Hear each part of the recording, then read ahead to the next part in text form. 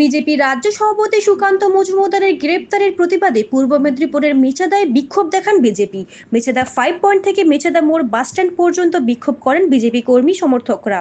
এরপর মেচেদা 5 পয়েন্ট এলাকায় পথ অবরোধ করে টায়ার জ্বালিয়ে বিক্ষোভ দেখান বিজেপি কর্মী সমর্থকেরা। উপস্থিত ছিলেন তমলুকের প্রাক্তন সাংসদ দেবেন্দ্র অধিকারী, তমলুক সাংগঠনিক বিজেপির জেলা সভাপতি মলয় সিনহা এবং একাধিক নেতৃত্বরা।